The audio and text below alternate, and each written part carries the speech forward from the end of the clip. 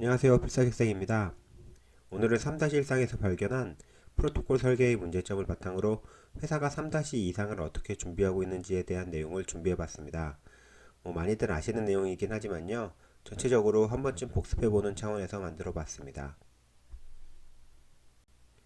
영상을 시작하기 전에 다시 한번 말씀드리면 본 영상은 일개 개미의 판단과 생각일 뿐이지 절대 정답이 아닙니다.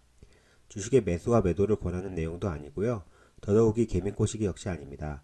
저의 확증 편향 가능성이 있다는 점 말씀드리고요. 정보 공유 차원에서의 영상임을 말씀드립니다. 그럼 지금부터 영상을 시작하도록 하겠습니다.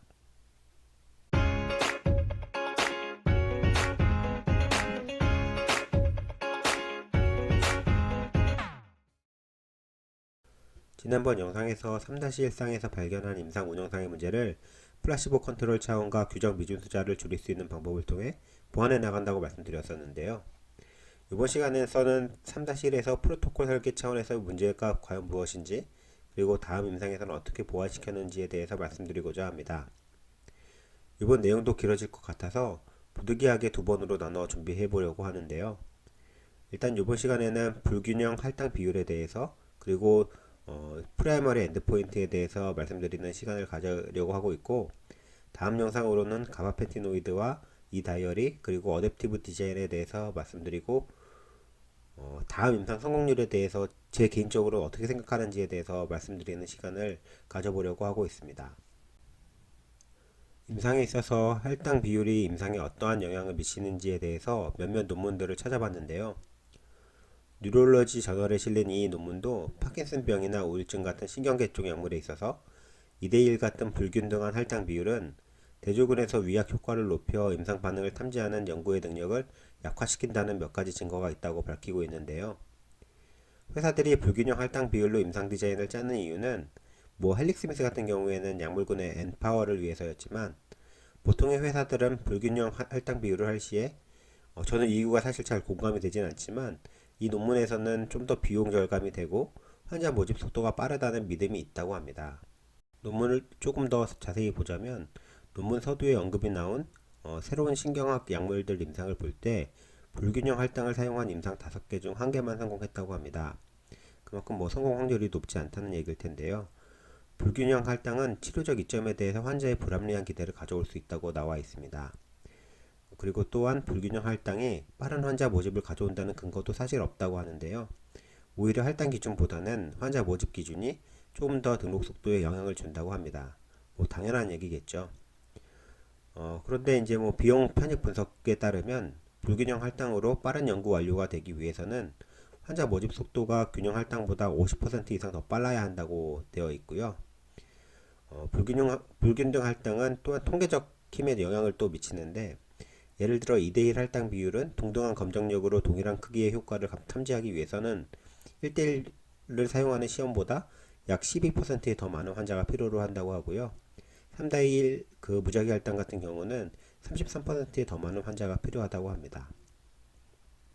그리고 사실 가장 중요한 건 불균등한 할당은 환자의 위약 반응을 높이게 되는데, 가뜩이나 통증 임상인 엔젠시스 임상에 있어서는 이게 더 쥐약으로 작용할 가능성이 있다고 합니다.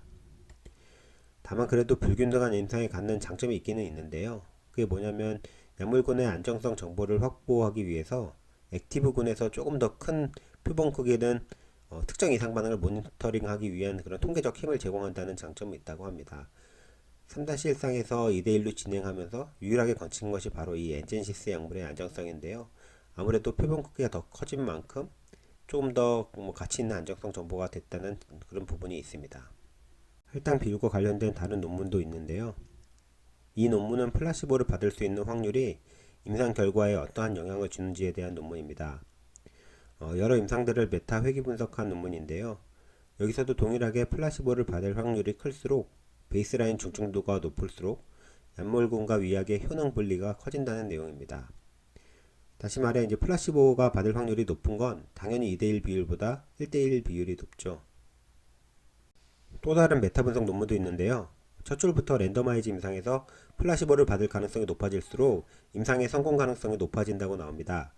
다시 말해 3-1에서는 2대1 할당 비율로 인해서 환자들이 위약보다는 진약을 받을 가능성이 커짐에 따라 도리어 위약 반응이 높아지는 결과를 초래하게 되었죠.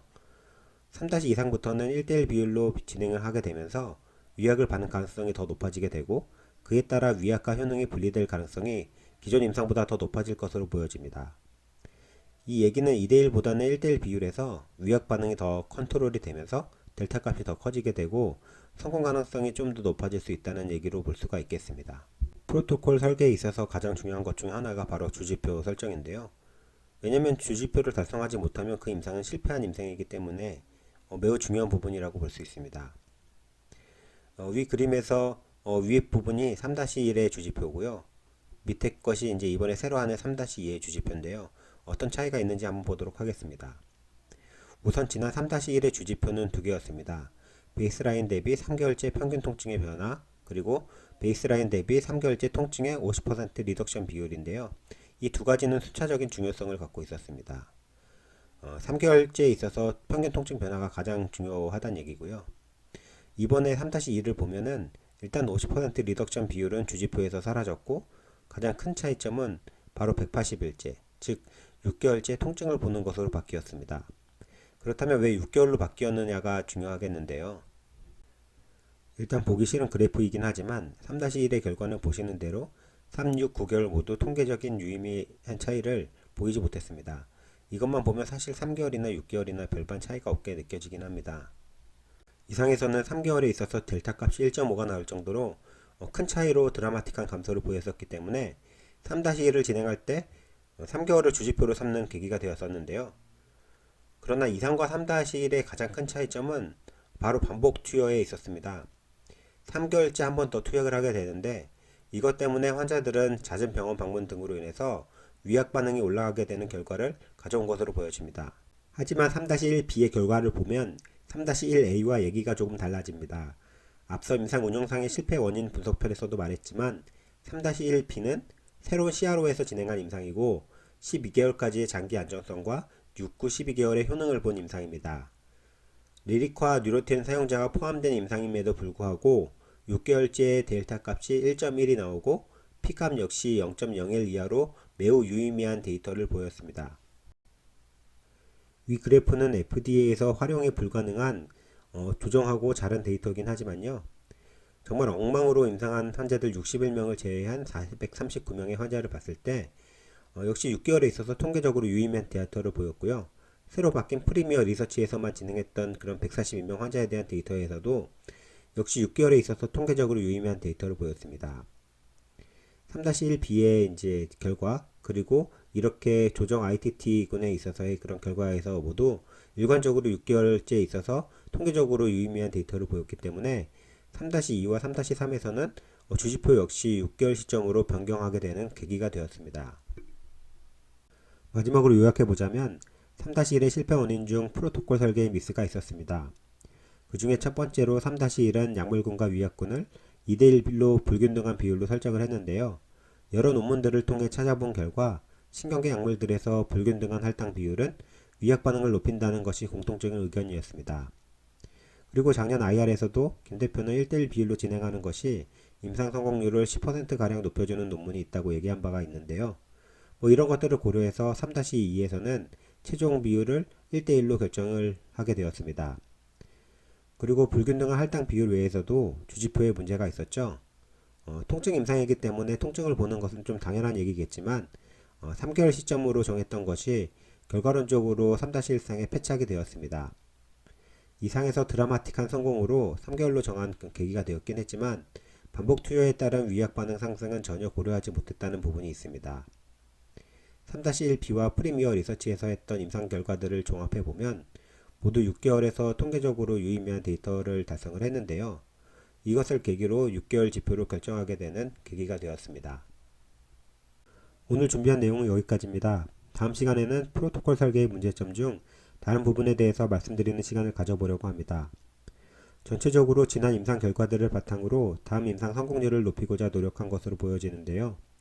이러한 노력으로 성공률이 과연 얼마큼 높아졌을지, 그리고 성공을 장담할 수 있을지는 아직 알 수는 없겠지만 지난 시간들을 의미 없는 시간으로 보내지 않고 실패한 데이터에서 최대한 뽑아낼 건 뽑아내서 다음 임상에 대비하고 있다는 것은 알 수 있을 것 같습니다. 이것으로 이번 영상을 마치도록 하겠습니다. 감사합니다.